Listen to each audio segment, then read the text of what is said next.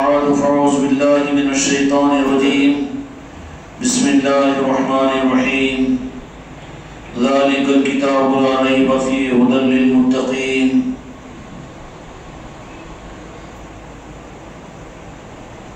ألا إن أولياء الله لا خوف عليهم ولا هم يحزنون أنعمت عليهم غير المغضوب عليهم ولا الضالين. وقال تعالى في عظمته النبي الكريم أمين العظيم مختار العالمين رحمة للعالمين عظمة النبي الكريم في الكلام المجيد والفرقان الحميد في شان حبيب إن الله وملائكته يصلون على النبي يا أيها الذين آمنوا صلوا عليه وسلموا تسليما. اللهم صل على محمد وعلى آل محمد بارك وسلم. صلاة وسلام عليك يا رسول الله صلاة وسلام عليك يا حبيب الله. محترم حاضرین خانقاہ محمدی وابستگان خانقاہ محمدی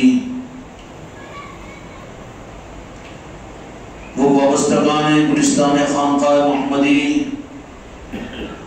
اور گل و گلزار خانقاہ محمدی، خدا اس خانقاہ کے گلوں کی خوشبو کو دنیا میں اور دنیا کے کوچے کوچے کو منور و معطر فرما دے. نظام رب کا ہے، نظام حق کا ہے، اور حق کی حفاظت اور حق کے پہنچانے کی ذمہ داری حق پر اللہ نے اپنے پر لی ہے. حق کی ذمہ داری کو حق تعالیٰ نے دوسروں پر نہیں رکھا. اللہ کی حکمتیں اور اللہ تبارک و تعالیٰ کا فیصلہ یہ ہے کہ حق کو اللہ تبارک و تعالیٰ جس زمانے میں بھی ظاہر کرنا چاہیں گے، راست حق کو دنیا میں ظاہر کرنے کے لیے رب خود اپنے نظام کے ذریعے سے دنیا میں حق کو ظاہر کرے گا. دنیا کے عام انسانوں اور بادشاہوں اور تخت و تاج اور حکومت کے رکھنے والوں کے لیے ان کو یہ چیز گوارا نہیں ہوتی کہ ان کی آن، ان کی شان اور ان کی بان میں کسی مخلوق کی خدمت کو وہ لیتے تو ہیں لیکن گوارا نہیں کرتے. کوئی بادشاہ اس بات کو گوارا نہیں کرے گا کہ کوئی کمظرف وزیر اگر یوں کہہ دے کہ بادشاہ کی عظمت میری وجہ سے ہے، تو دنیا کے عام بادشاہ بھی اس کو گوارا نہیں کریں گے.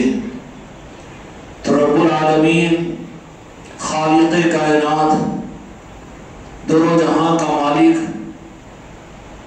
اور کائنات کے ایک ذرے کا خالق رب العالمین، وہ اپنی شان و عظمت کے اعتبار سے جو بلند و بالا ہے کہ جس کی عظمت اور جس کی شان، جس کی کبریائی اور جس کی بلندی کا کوئی تصور اور کوئی پیمانہ نہیں ہو سکتا کہ وہ تنہا مالک ہے.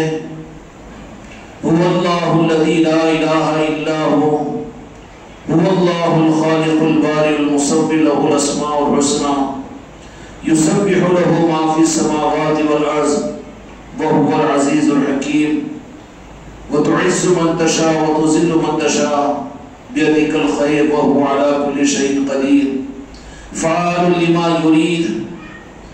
سب کچھ کا سب کچھ اس رب کریم کی ذات کے لیے ہے جو اپنی ذات و صفات میں تنہا مالک ہے، اور تنہا مالک تھا بھی اور ہے بھی اور رہے گا بھی.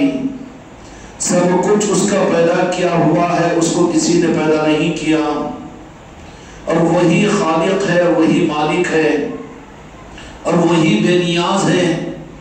کبر اس کے لیے ہے، عظمتیں اور عزتیں اس کے لیے ہیں، بلندیاں اس رب عالم اور رب جلیل کے لیے ہیں کہ جس نے اپنے صفات کے اظہار کے لیے اپنے محبوب کی زبان مبارک سے اپنے محبوب کو ظاہر کرنے کے لیے فرمایا کہ قل هو اللہ احد اللہ الصمد لم یلد ولم یولد ولم یکن له کفوا احد. کہ یہ وہ کون سا رخ ہے کہ رب کو اپنی ایکتائی اور اپنے بے نیازی اور اپنے صفات کو ظاہر کرنے کے لیے جبکہ وہ تو بے نیاز ہے، لیکن سہارا جو لیا اور سہارے کو جو رب قدیر نے جو اختیار کیا، اللہ تو وہ قادر مطلق ہے کہ جس کو کسی سہارے کی ضرورت نہیں ہے، لیکن رب نے ایک موقع پر کسی کی عظمت کو ظاہر کرنے کے لیے، مقصد خلقت کو پورا کرنے کے لیے اپنی عظمتوں کو بھی ظاہر کرنے کا ارادہ کیا، تو اس نے اپنے محبوب کو دنیا میں ظاہر کیا، اور صرف محبوب کو ظاہر نہیں کیا بلکہ محبوب پر اپنے کلام کو بھی نازل فرمایا، اور کلام کو نازل نہیں فرمایا بلکہ خدمت کے لیے تمام فرشتوں کو لگایا، اور صرف فرشتوں کو خدمت کے لیے نہیں لگایا بلکہ تمام انبیاء کو ان کا مقتدی بنایا اور کائنات کا مالک بنایا، اور جس شان و عظمت اور جس عظمت کے مقام پر رب کائنات خالق کائنات نے اپنے محبوب کو فائز فرما دیا، میرے مصطفیٰ کو جو عظمت ملی ہے وہ امتیوں کے چاہنے کی وجہ سے یا پھر امتیوں کے زیادہ ذکر کرنے کی وجہ سے یا انبیاء کے بیت المقدس کے منبر پر میرے آقا کی تعریف کرنے کی وجہ سے نہیں ملی، بلکہ حقیقت تو یہ ہے کہ خالق کائنات میرے مصطفیٰ کو عظمت عطا فرمائی کہ مخلوق کو نوازنے کے لیے اپنے محبوب کو مخلوق کو عطا کیا ہے۔ میرے محبوب تمہارے لیے کوئی اور کی ضرورت نہیں ہے، نہ تم کو تمہارے چاہنے والوں کی ضرورت ہے، نہ تمہاری امت کی ضرورت ہے، نہ فرشتوں کی عظمت کی ضرورت ہے، نہ جبرائیل و میکائیل کی ضرورت ہے، تم میرے محبوب ہو، تمہاری عظمت کے لیے میری ذات کافی ہے۔ اسی لیے اس بات کے اظہار کے لیے رب العالمین نے معراج کے واقعے کے اندر میں اپنے محبوب کو آسمانوں پر بلا کر گویا کہ وہ رخ ظاہر فرما دیا جو رخ قرآن کے اندر میں مجمل انداز میں پردوں کی صورت میں انسانوں کے سامنے رکھا تھا کہ خدا کی پہچان میرے محبوب کی پہچان ہے، اور میری حقیقت یہ ہے کہ میں اپنے محبوب کی پہچان کروانا چاہتا ہوں۔ اس بات کو سمجھانے کے لیے، اس کا عملی مشاہدہ کروانے کے لیے انسانیت کی زندگی کے اندر میں اور انسانیت کے علم میں لا کر معراج کے اس واقعے کو کروا کر، معراج کے واقعے کا مقصد صرف اور صرف یہی تھا کہ وہاں پر رب کو اپنی ربوبیت ظاہر کرنا مقصود نہیں تھا، اور رب کو اپنی عظمت ظاہر کروانا مقصود نہیں تھا، رب کو اپنی نماز پڑھوانا مقصود نہیں تھا، رب کو اپنا سجدہ کروانا مقصود نہیں تھا، اور رب کو اپنی کبریائی کا اظہار کروانا مقصود نہیں تھا۔ یا رب العالمین، پھر آپ نے معراج کا یہ واقعہ کیوں کروایا؟ بات تو کچھ اور ہی ہے کہ آپ خود زمین پر، زمین کے ذرے ذرے پر آپ کی جلوہ نمائی ہے، لیکن یہ معراج کا واقعہ یہ کہ پھر آپ نے اتنا اہتمام کروا کر پھر سب کچھ کو بتلانے کے لیے آپ نے اپنے محبوب کو معراج میں کیوں بلایا؟ تو رب مجمل انداز میں کلی طور پر جس بات کا جواب دے گا کہ معراج کا واقعہ میں نے اپنی ذات کے لیے نہیں کروایا، اپنی عظمت کے لیے نہیں کروایا، اور اپنی محبت کے لیے نہیں کروایا، اور اپنی حقیقت بتلانے کے لیے نہیں کروایا۔ کون ہے تم میں سے کون کہ جس نے جنت کو دیکھا ہو، جہنم کو دیکھا ہو، رب کو دیکھا ہو، رب کے فرشتوں کو دیکھا ہو، جبرائیل کو دیکھا ہو، اور حور و غلمان کو دیکھا ہو، جنت کے دروازوں کو دیکھا ہو؟ دیکھا تو نہیں، نہ تم کو دکھایا گیا، لیکن معراج کی شب میں رب العالمین تو یہی کہے گا کہ میں نے بلایا، اور بلا کر مقصد کیا تھا؟ اپنے کو بتوانا کہ میرے محبوب مجھ سے محجوب کہاں تھے۔ معراج شریف تو میرے آقا کے دنیا میں تشریف لانے کے 51 سال کے بعد میں ہوئی، 51 سال کے بعد میں، جبکہ حقیقت یہ ہے کہ رب العالمین نے میرے مصطفیٰ کے نور کو ظاہر فرما کر ہزاروں نہیں لاکھوں برس تو عرش الہی پر رکھا تھا۔ وہ کون سی معراج تھی، وہ کون سا مقام تھا، اور یہ معراج کا واقعہ سورہ نجم میں اللہ نے جو بیان کیا، یہ واقعہ کیا ہے؟ یہ انسانوں کے لیے ہے۔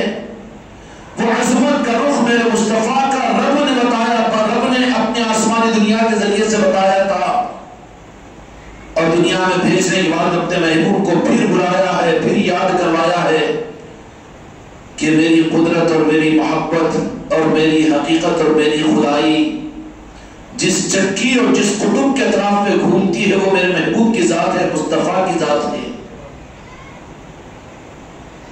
معراج مظہر خدا کے لیے، خدا کے مظاہرات کے لیے نہیں تھا، خدا کی عظمتوں کی اظہار کے لیے نہیں تھا۔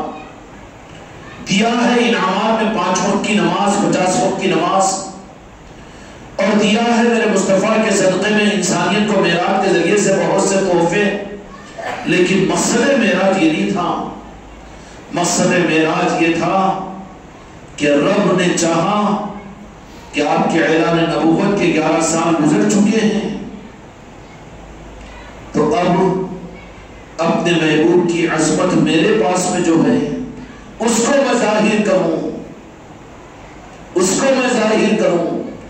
اس کے لیے اللہ تبارک و تعالیٰ نے عرش الہی پر سے اہتمام کے ساتھ میں اپنے محبوب کو معراج شریف کے لیے آسمانوں پر بلایا، جس معراج شریف کو گزار کر آپ دن گزار چکے ہو۔ بڑے خوش نصیب ہے وہ لوگ، بڑے محروم نہیں ہیں، بدنصیب نہیں ہیں کہ جن کو معراج کی یاد کی توفیق بھی نہ ملی۔ خدا جس کو یاد کروانے کے لیے قرآن میں نازل کیا، جو امت اس کو بھول گئی۔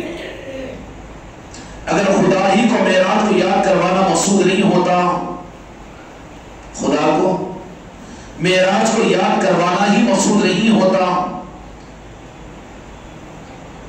اس زمانے کا مسلمان یہ کہتا ہے کہ معراج کا واقعہ ہو چکا تو اس کی یاد کی کیا ضرورت ہے، اس معراج کے اہتمام کی کیا ضرورت ہے۔ اگر خدا کو مقصود نہیں ہوتا تو رب قرآن میں کیوں نقل فرماتا؟ قرآن میں رب نے اپنے محبوب کی امت کو یاد کروانا مقصود تھا، اس کے لیے قرآن پاک میں معراج شریف کا تذکرہ فرمایا۔ یہ مسلمانوں کا کون سا عنوان ہے؟ اللہ سارے مسلمانوں کو مومن بننے کی فکر کی توفیق عطا فرمائے۔ امت کے لیے بہت اندھوکناک مسئلہ ہے، امت اپنے اسلام کے اعتبار سے یوں سمجھ لیجئے مسلمان آج اپنے عقیدے اور اپنے ایمان کے اعتبار سے بہت آخری درجے پر ٹھہرے ہوئے ہیں۔ اللہ تبارک و تعالیٰ کرم فرما اپنے محبوب کی امت کو سنبھال لے۔ بلا مبالغہ یہ امت تو اپنے ایمان کے اعتبار سے بہت آخری کنارے پر ہے۔ فکر کرو اپنی بھی، فکر کرو اپنے گھر کی، فکر کرو اپنے بیوی بچوں کی، فکر کرو اپنے گودوں میں پلنے والی اولاد کی، فکر کرو اپنے گھر کی، اپنے محلے کی، کہاں اڑان مار رہے ہو پوری دنیا کے اندر میں۔ ایمان کے اعتبار سے یہ امت اس وقت میں تو بہت آخری درجے پر پہنچی ہوئی ہے، اور ایک ایک چیز کی عظمتوں کو ختم کرنا دین کی خدمت سمجھی جا رہی ہے۔ معراج شریف کے واقعے کی اہمیتیں اور عظمتیں کہ رب کا مقصود یہ تھا کہ اپنے محبوب کی عظمت کو بتانے کے لیے زمین سے لے کر آسمان تک سارے نظام کو بنائیں، اور جو واقعہ ہوا اس واقعے کو قرآن مجید میں بھی نقل کروائیں۔ اور اس زمانے کا یہ ظالم مسلمان کہتا ہے کہ معراج شریف کا اہتمام کیوں کیا جاتا ہے، شب معراج کیوں منائی جاتی ہے؟ رب سے پوچھ کے رب نے قرآن میں کیوں نازل کیا ہے اس کو؟ کیا عبث اور بیکار ہے؟ نعوذ باللہ نعوذ باللہ، ایمان چلا جائے گا۔ قرآن پاک میں اللہ نے جو نقل فرمایا ہے ایک جگہ نہیں بلکہ 2 جگہ، جس عظمت کے ساتھ، جس شان کے ساتھ میں، تو رب کو مقصود ہے کہ یاد کروائے۔ اور یہ اس زمانے کا مسلمان کہہ رہا ہے کہ شب معراج کیوں منائی جاتی ہے؟ مسجد کے دروازے بند ہو جا رہے ہیں، مسلمانوں کی زندگی سے شب معراج کا اہتمام ختم ہو جا رہا ہے۔ اے مسلمانوں، اگر غیرت ہے، ایمان ہے، اگر تم اپنی قبر میں میرے مصطفیٰ کا دیدار کرنا چاہتے ہو تو چاہے مسجد کے دروازے بند ہو جائیں، لیکن تمہارے گھر کے دروازے تو کوئی بند نہیں کر سکتا۔ تم اپنے گھروں میں معراج شریف کی محفل کرو اور سمجھاؤ کہ میرے مصطفیٰ کو رب نے کیسی معراج عطا کی تھی۔ تمہارے گھر کے دروازے لگائے گا کوئی؟ نہیں لگا سکے گا نا۔ 1 گھنٹے کے لے کر بیٹھ کر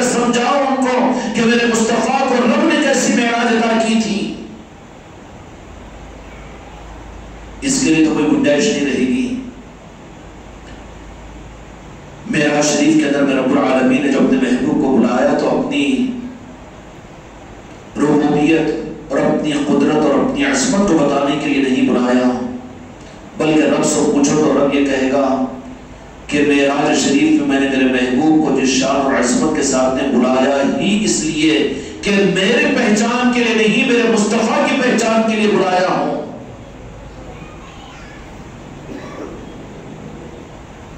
اس لیے دیکھا ایمان کے ڈاکوؤں نے کہ کسی طرح سے آقا کی عظمت اور محبت شب معراج کے اہتمام کے ذریعے سے ہوتی ہے، تو اس معراج کے اہتمام کو جس کا ذکر قرآن مجید میں ہے اسی کو مسلمانوں کی مسجدوں سے نکلوا دیا،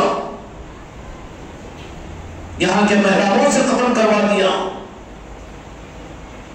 محرابوں سے ختم کروا دیا۔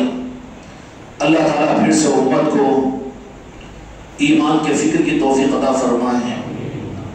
آج امت اسلام کی فکر کرنے والی ہے، نماز زندہ ہو جائے، علم زندہ ہو جائے، عمل زندہ ہو جائے، زکوٰۃ زندہ ہو جائے، تہجد زندہ ہو جائے، قرآن کی تلاوت زندہ ہو جائے، یہ اسلام زندہ ہو رہا ہے، اسلام کو زندہ کرنے کے نظام ہیں۔ لیکن ایمان ہی نہ ہو تو ایمان پھر اسلام لے کر کیا کرو گے؟ جہاں ایمان نہ ہو وہاں اسلام ہو تو وہ منافق ہوں گے، جہاں اسلام ہو ایمان نہ ہو تو وہ یزیدی ہوں گے، جہاں اسلام ہو جہاں ایمان نہ ہو، عشق مصطفیٰ نہ ہو، عظمت مصطفیٰ، محبت مصطفیٰ نہ ہو، ایسا اسلام چاہے تہجد گزار کیوں نہ ہو، لیکن اگر میرے آقا کی وہ محبت اور تعظیم اور عظمت اس کے اندر میں نہیں ہے، وہ ایمان نہیں تو جہنم سے نہیں بچا سکے گی اس کی نمازیں۔ آج اسلام کو زندہ کرنے کی تو فکر ہوتی ہے، تحریکیں چلتی ہے دنیا میں، لیکن ایمان یہ سمیٹ کر آ گیا ہے۔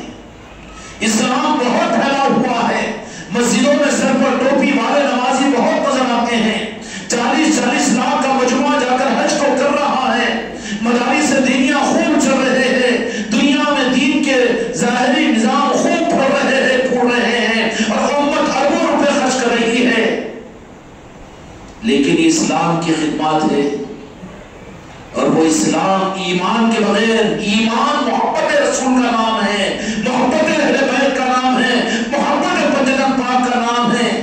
یہ ایمان نہیں ہو تو اسلام لے کر کیا کرو گے؟ یہ اسلام تم کو جہنم سے نہیں بچائے گا، یہ اسلام تم کو دنیا میں ذلیل ہونے سے نہیں بچائے گا، یہ اسلام اس دنیا میں رسوا ہونے سے تمہیں نہیں بچائے گا۔ ایمان کی ضرورت ہے، اور ایمان خدا کی قسم صرف اور صرف میرے آقا کی محبت ہے، پنجتن پاک کی عظمت ہے، اہل بیت کی محبت ہے، یہ ایمان ہے۔ اس ایمان کو اپنے اندر میں پیدا کرو، اس ایمان کو اپنے بیوی میں پیدا کرو، اس ایمان کو اپنے بچوں میں پیدا کرو، اس ایمان کو اپنے سسرال میں پیدا کرو، اس ایمان کو جس طرح سے ہو سکتا ہے یہ ایمان کا بیج ان کے دل میں ڈالو۔ اسلام کا پیدا کرنا مشکل ہے، بات نمازوں کی لائی گئی تھی، نماز زندہ ہوئی آج امت میں 100%، علم کے لیے مدارس قائم کیے گئے تھے، امت پوری کے پورے علم دین حاصل کر چکی، اور امت کے لیے اسلام کی خدمت دنیا میں ہوئی ہے، ہو رہی ہے، قابل قدر ہے، اسے انکار نہیں کرتے، لیکن اگر فکر ایمان کی جاتی تھی تو خدا کی قسم یہ خدا کی نظروں میں اس امت کی عظمتیں بنتی تھی، اور خدا اس امت کو دنیا میں غلبہ عطا کرتا تھا، اور اس امت کے ذریعے سے جو ایمان والے ہوتے تھے ان کے ذریعے سے دنیا میں حق ظاہر ہوتا تھا۔ علم بہت، تقریریں بہت، کتابیں بہت، تحریکیں بہت، جماعتیں بہت، لیکن پھر بھی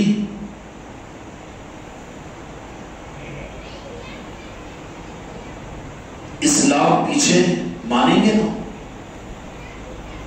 ہے نہیں، کامیابی نہیں مل پا رہی ہے، نہیں مل پائے گی، اسلام سے کامیابی نہیں، اسلام سے کامیابی نہیں، ہاں اس اسلام سے کامیابی ہے جو میرے مصطفیٰ کی محبت کے ایمان کے ساتھ میں ہو، پنجتن پاک کی عظمت کے ساتھ میں ہو، اہل بیت کی محبت کے ساتھ میں ہو، تو اس اسلام کے ساتھ میں کامیابی جڑی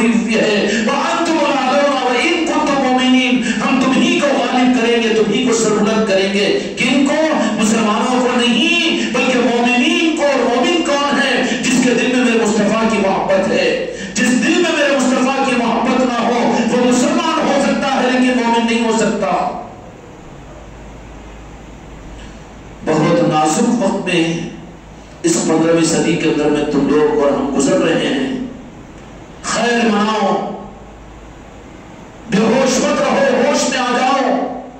اسلام کے نظام بڑے بڑے دنیا میں موجود ہے لیکن وہ ایمان کی روشنی، وہ میرے آقا کی محبت، وہ پنجتن پاک کی عظمت، وہ اہل بیت اور آل رسول کی عظمتیں جو اولیاء کی صورت میں قیامت تک رب کی طرف سے چلائی جائے گی، جن کے ذریعے سے رب دنیا میں حق کو ظاہر کرے گا.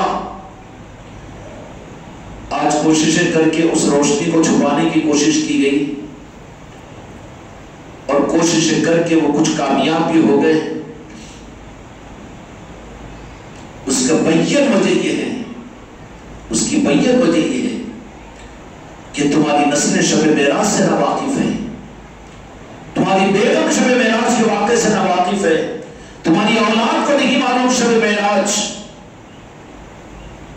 تمہاری مسجدوں سے یہ چیزیں ختم ہو رہی ہے.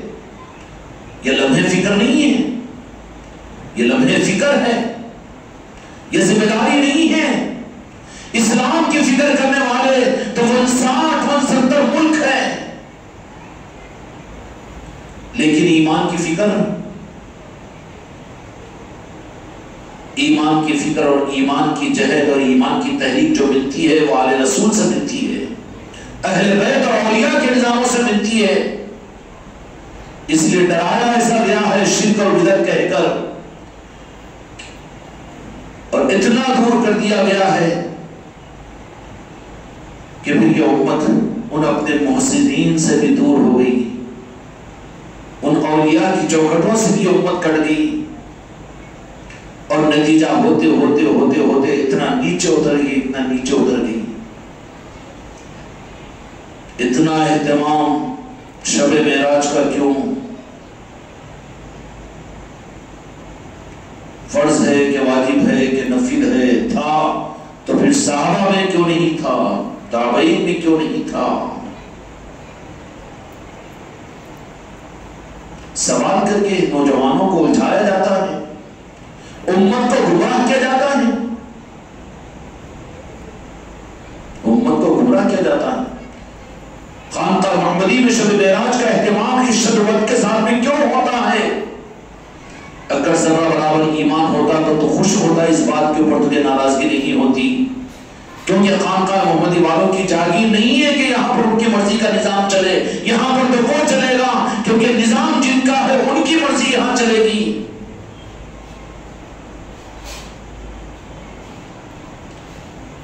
ان ظالم انسانوں کی مثال تو ایسی ہوگی کہ جو اس طرح کے مشورے دیتے ہیں کہ فرض ہے کہ نفل ہے. شب معراج کا اہتمام تھا تو صحابہ کیوں نہیں کیے؟ پھر ائمہ نے کیوں نہیں کیا؟ مصلحین کیوں نہیں کیے؟ پہلی بات تو یہ کہ تو جاہل ہے، خاموش رہے، اپنی اوقات میں رہے، تجھے نہیں معلوم. اور دوسری بات یہ ہے کہ عقل کا جواب یہ ہے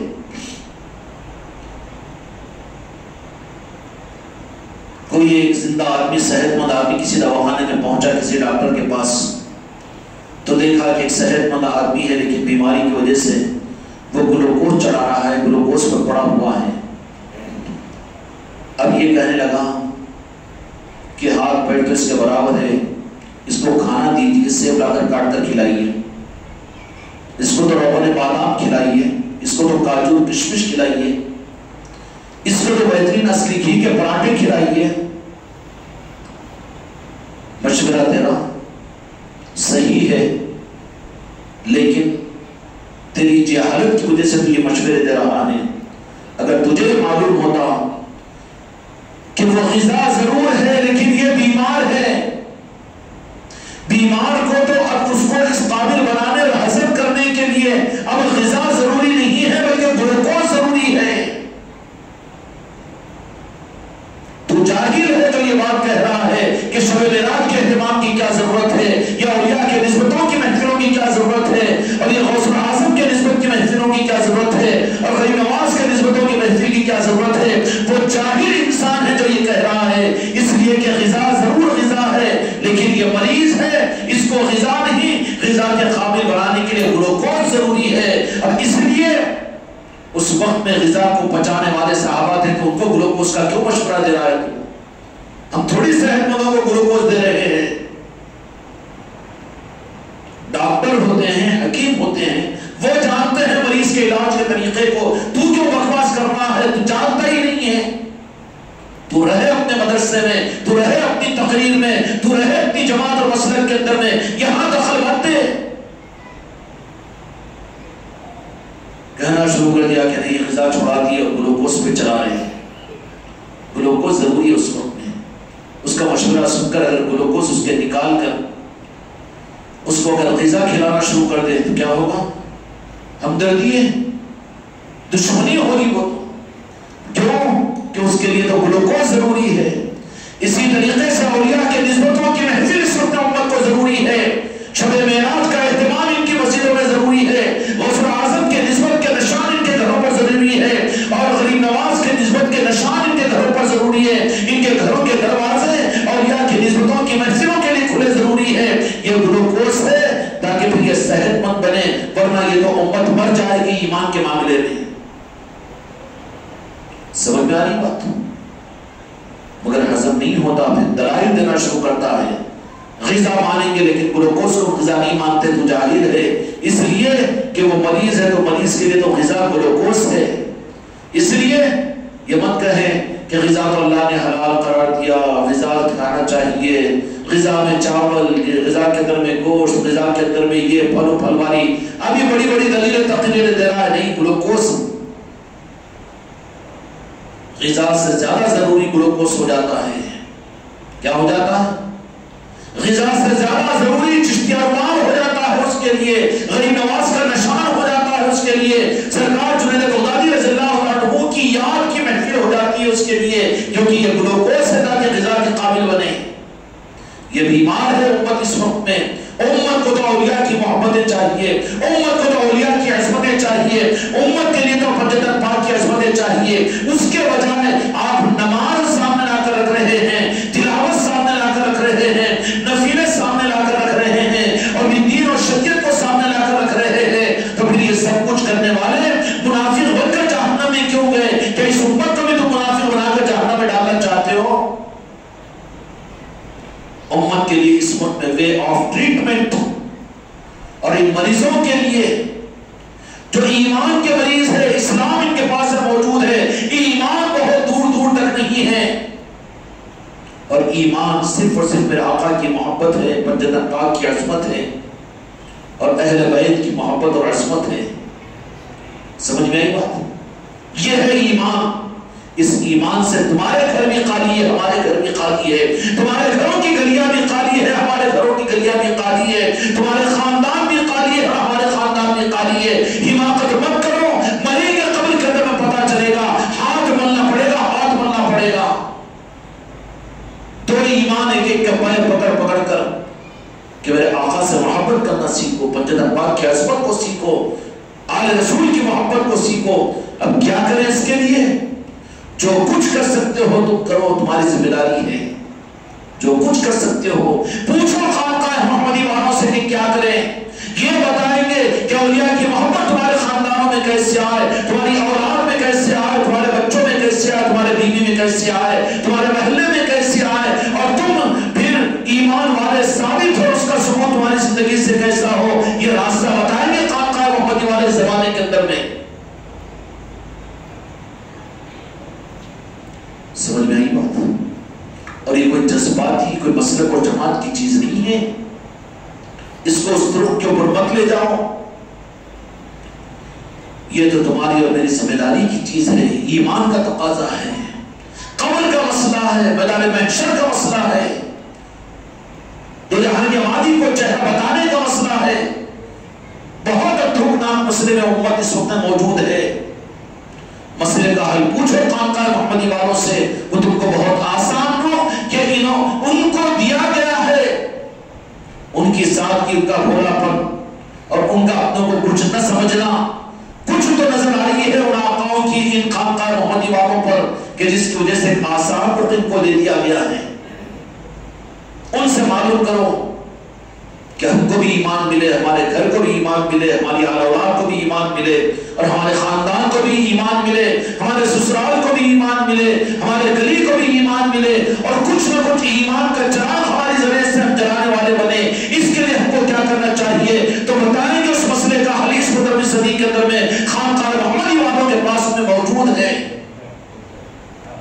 جل رہے ہیں چراغ، ان کی اپنی کوئی حماقت نہیں ہے، لیکن نوازش ہے ان آقاؤں کی، اور یہی آقاؤں کی نوازش کا مسئلہ یہ ہے کہ یہاں پر پیر پرستی نہیں ہے، یہاں پر شخصیت پرستی نہیں ہے، یہاں پر تو اولیاء پرستی ہے، یا تو خواجہ پرستی ہے، یہاں تو غریب نواز پرستی ہے، یہاں تو غوث اعظم پرستی ہے، یہاں تو جنید بغدادی پرستی ہے، یہاں پر تو خواجہ حسن بصری پرستی ہے، اور یہاں پر تو مولا علی پرستی ہے۔ ہم بندے مولا علی بنانے کے لیے ہم بیٹھے ہوئے ہیں۔ یہ کرم ان کا ہے۔ اللہ تعالیٰ ہم کو اور آپ کو کچھ کرنے کے لیے ہمت کے ساتھ آگے بڑھنے کی توفیق عطا فرمائے۔ آپ اپنی ذات سے، میں اپنی ذات سے کچھ کروں بجائے اس کے، بہت اچھا ہے کہ جو ایک نظام دیا گیا ہے بزرگوں کی نظروں سے، عنایتوں سے، اس نظام کی سمجھ میں آئے نہ آئے، دل مانے نہ مانے، آپ کا مزاج اجازت دے نہ دے، آپ کے بیوی بچے اجازت دے نہ دے، لیکن اپنے آپ کی اگر بھلائی چاہتے ہو، تمہارے قبر کے اندر میرے مصطفیٰ کی جلوہ گری پر تم محسوس کر لو، پہچان لو، اور میدان محشر میں غوث و خواجہ تمہیں اپنا بنا لے۔ اس کے لیے تمہاری اپنی ذات سے یہ سوال ہے کہ تم اپنے آپ کو اس نظام کے تابع کر لو کہ یہ چیز ہے، مسلمانوں کو مومن بنانے کا نظام ہے، ورنہ دیکھتے رہو، ہاتھ ملتے رہو، تماشائی بن کر رہو، آئے اور چلے گئے، زندگی گزر گئی، دیکھتے رہے، کہیں قیامت کے میدان میں پچھتانا نہ پڑے گا۔ اس لیے یہ کوئی جذباتی کوئی مسلک اور جماعتوں کا نظام نہیں ہے، بلکہ اپنے آپ کے لیے ہمت کے ساتھ میں تیار ہونے کی ضرورت ہے، اور اس سے وہ تمہاری اسلام کی نہیں ایمان کی ضرورت وابستہ ہے۔ پھر تم اللہ کی نگاہ میں مومن کہلائے جاؤ گے، مومن کہلائے جاؤ گے، اور سارے وعدے قرآن مجید میں ایمان والوں کے لیے ہے، مسلمانوں کے لیے نہیں ہے، ایمان والوں کے لیے ہے۔ اور یہ رب کا نظام ہے، رب کا نظام ہے کہ معراج شریف کا ایک واقعہ کیا چیز جوڑنے کے لیے کافی نہیں تھی۔ سرزمین عاقل آباد پر کتنی مسجدیں، تمہارے مقامات پر کتنی مسجدیں، کن کن مسجدوں سے واقع معراج شریف کی مجلسوں کو نکال کر دروازہ لگا کر باہر کر دیا گیا۔ چوری پر سینہ زوری پھر یہ کہتا ہے، اس کی زبان پر یزیدیت کہتی ہے کہ یہ بدعت ہے، یہ کیوں ہو رہا ہے، اور یہ سوال کرتا ہے امت کو بیوقوف بنانے اور اپنی دکان کے چلانے کے لیے۔ میں اگر سوال کروں کہ تیرے مدرسے کے چلانے کے لیے رسید بک کو پھاڑنا یہ کون سی سنت ہے، کون سے صحابہ نے پھاڑا، کیا جواب ہے تیرے پاس میں؟ ہے جواب؟ اپنی مسجد کے امامت کے نظام کے چلانے کے لیے گھر گھر پر جا کر مؤذنوں کو، کمیٹی والوں کو لگا کر رسیدیں پھاڑتے ہیں۔ بتا مجھے صحابہ کے زمانے میں کہاں تھا؟ کیوں بیوقوف بناتا ہے امت کو؟ مگر ہم اس کا انکار نہیں کریں گے، کیوں کہ زمانے کے حالات کے اعتبار سے تقاضے الگ ہوتے ہیں، ہم سمجھدار ہیں، بیوقوف نہیں ہیں، لیکن تو امت کو بیوقوف بنانے کے لیے کہ شب معراج کا مسجدوں کے اندر میں اہتمام یہ بدعت ہے، اس لیے کہ صحابہ کے زمانے میں نہیں تھا۔ ارے صحابہ، تابعین، تبع تابعین، وہ تو صحت مند تھے، غذا ان کی نماز ان کو معراج تک پہنچاتی تھی، ان کی اتحیات ان کو میرے مصطفیٰ کا دھیان دلاتی تھی، اور ان کا اسلام ان کو ایمان کی کیفیت دلاتا تھا۔ لیکن روگ تو 15ویں صدی کے اندر مسلک اور جماعتوں کی وجہ سے یہ ہو گیا کہ آج امت مسلمان تو بنی لیکن مومن سے ہٹ گئی، ایمان سے ان کی زندگی خالی ہو گئی، بیمار ہو گئی ہے۔ ان کو تو اب گلوکوز کی ضرورت ہے، بہت اہتمام کے ساتھ میلاد کی محفلیں قائم کی جائے، بہت اہتمام کے ساتھ میں چھٹی شریف کی محفلیں قائم کی جائے، بہت اہتمام کے ساتھ غسل اعظم کی محفلیں قائم کی جائے، اولیاء سے سنت کو جوڑا جائے۔ یہ امت کے لیے زمانے کے اندر میں گلوکوز ہے، گلوکوز جو علاج ہے امت کا۔ کی وجہ آگے بتاتا 150 سال کا یہ مدرسہ 200 سال کی یہ جماعت کدھر کا لے کر آ رہا ہے یہ رکھ اپنے جیب میں یہ چیز کام آئے گی نہیں یہ زمین کے اوپر کی پیداوار ہے قبر میں جائے گا زمین کے نیچے تیری جماعت تجھے چلے گی منکر نکیر آئیں گے کہیں گے کہ میں فلاں مسلک کا ہوں فلاں جماعت کا ہوں فلاں مدرسے کا ہوں چلے گا وہ یہ زمین کے اوپر کی پیداوار ہے زمین کے نیچے نہیں چل سکتی یہ تو نہ آسمان کے اوپر کی ہے نہ زمین کے نیچے کی یہ اوپر کے نظام نہیں ہے سمجھ میں آیا دین کے ناموں کے اوپر جماعت اور مسلک کے بنتی چلی گئی کہاں پیدا ہوئی تھی اللہ بھیجا قرآن کے اندر میں یہ زمین کے نیچے سے آئی معلق ہے فائدہ پہنچا رہے رب کسی تنظیم سے کسی جماعت سے اس کا انکار نہیں ہے وہ رب کا نظام ہے لیکن اس کا وجود تو آسمان کے نیچے زمین کے اوپر ہے تو تیرے 3 فٹ گڑھے کے نیچے زمین کے اوپر کے نظام کو میں تبلیغی ہوں میں جماعت اسلامی کا ہوں میں سنی ہوں میں اہل حدیث ہوں میں رسمی ہوں اور میں نصرتی ہوں کان پکڑ کر ہٹائیں گے ممکن نکیر یہ نہیں چلتا یہاں پر یہاں تو بتا کہ محمد ہی بنا کے نہیں بنا میرے مصطفیٰ کی محبت لے کر آیا کہ نہیں لایا تیرا پیر رہ گیا زمین کے اوپر تیری خانقاہ رہ گئی زمین کے اوپر تیرا مدرسہ رہ گیا زمین کے اوپر تیرا مدرسہ رہ گیا زمین کے اوپر اور تیرا بانی تیرا عالم تیرا مفتی زمین کے اوپر رہ گیا اس کا نظام زمین کے نیچے نہیں چل سکتا یہاں تو میرے مصطفیٰ کی زمین ہے بتا كنت تقول في هذا الرجل محمد صلی اللہ علیہ وسلم اس ذات مقدس مدینے کے مکی میرے آقا محمد رسول اللہ صلی اللہ علیہ وسلم کے بارے میں تو کیا کہتا تھا چلے گی کوئی جماعت نخرے کر رہا ہے امت کے ساتھ کھلواڑ ظالم بن رہا ہے دین کے ساتھ میں کھلواڑ مت کر میرے آقا کی امت کو آقا سے جوڑ دے میرے آقا کی امت کو آقا سے جوڑ دے جن کی امت ہے ان سے جوڑ دے تیری بیوی بعد میں ہے میرے آقا کی امت پہلے ہے تیری اولاد بعد میں ہے آقا کی امت پہلے ہے تیرے بچے بعد میں ہیں پہلے آقا کے ہیں ان سے کاٹ کر اپنی جماعت اپنے مسلک اپنی پیری مریدی سے جوڑ رہا ہے ان سے کاٹنے والا اللہ کی نگاہ میں ظالم ہوگا میرے بھائیوں یہ نظام حق کا نظام شروع ہی سے چلا جب سے نبوت چلی اسی پس سے ولایت چلی رب کا نظام یہ تھا کہ ایک زمانے تک انسانیت چلے گی کائنات چلے گی 100 لاکھ نبیوں کو دنیا میں رب بھیجے گا اپنے وقت پر حضرت آدم علیہ السلام حضرت نوح علیہ السلام حضرت زکریا حضرت موسیٰ حضرت ہود اور حضرت عیسیٰ حضرت موسیٰ حضرت سلیمان حضرت داؤد علیہ السلام سارے آئے اور آ کر نبوت کا نظام چلا اور نبوت کے نظام کا خاصہ یہ تھا حقیقت یہی تھی حقیقت کیا تھی موسیٰ علیہ السلام نے انسانیت کو کیا پہچان کروائی تو آئینے کے اندر میرے مصطفیٰ کا چہرہ بتایا کہ یہ تو وہ ہیں کہ جو اگر آ جائے تو ہم بھی ان کی تابعداری کریں گے تو مقصد نبوت بھی تو تعارف مصطفیٰ تھا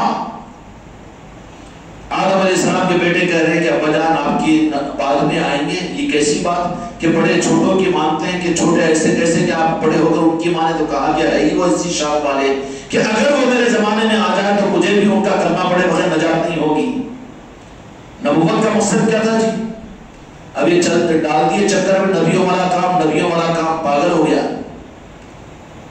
کلکٹر والا کام کر بول کر گرین سگنیچر مارتے جا کہیں بھی کیا لے کے ڈالیں گے پتہ چلے گا لے آگے ٹھوکے خوب چلا نبیوں والا کام کریں نبیوں والا کام تو نبی کرتے تھے اب کدھر چل رہا ہے کدھر چکر دے دیا امت کو ہاں امت کے لیے جو کرنے کا کام ہے ولیوں والا کام کرنے کا ہے نبوت کا زمانہ کار نبوت کو تو نبیوں نے اس کا حق ادا کر دیا اب یہ زمانے کے اندر میں کار ولایت ہے کار ولایت کیا ہے نبی کو حق تھا کہ وہ رب کا تعارف کروائے ولیوں کو یہ کار ولایت یہ ہے کہ وہ میرے مصطفیٰ کا تعارف کرواتے ہیں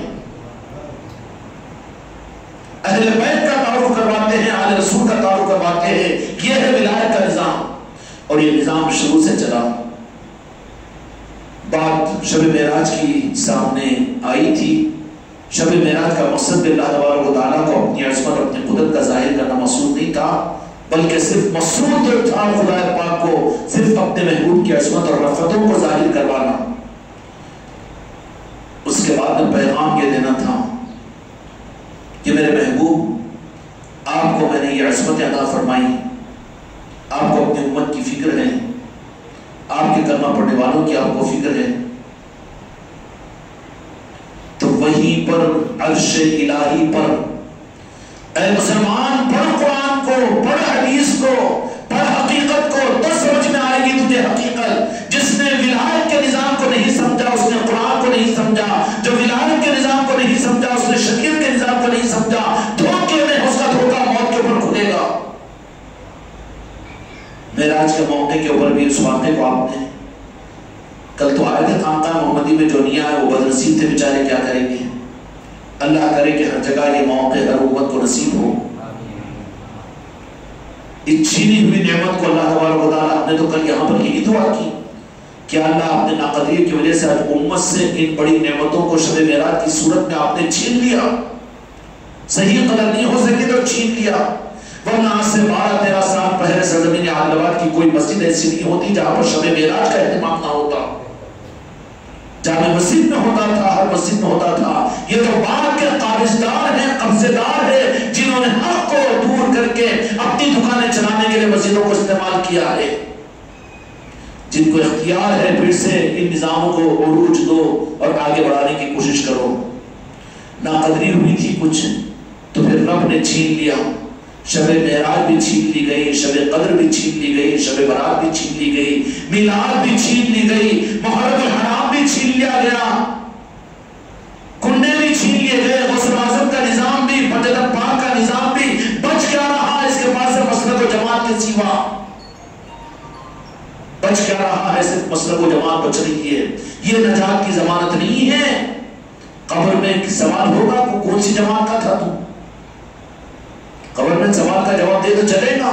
کچھ نہیں. وہاں تو امتی ہونے کا سوال کیا جائے گا. تو دنیا میں کیا کہتا تھا میرے محبوب کے بارے میں؟ ایمان کا سوال ہوگا. اس لیے میرے بچوں، اللہ تعالیٰ مجھ کو اور آپ کو یہ فکر اور یہ جذبہ عطا فرمائے کہ اس بے چینی و بے قراری کے ساتھ میں ایک ایک امت کے فرد کو ایمان کے راستے پر لاؤں. یہ نہیں ہے صرف مجلس منعقد کر دے کہ پڑھ پڑھا کر سنا کر کھا پلا کر مسئلے کو ختم کر دینا نہیں ہے. ایک ایک انسان کو ایمان کے دینے کی فکر کرو اپنے اعتبار سے کہ میرے آقا کی محبت ہر انسان کو مل جائے. اس کے لیے ہم کیا کر سکتے ہیں؟ اسی معراج شریف کے اندر بتا دیا کہ میرے محبوب اب آخری نبی ہے، خاتم النبیین ہیں. اب نبوت کا سلسلہ تو میں ختم کر دوں گا. کیا کر دوں گا؟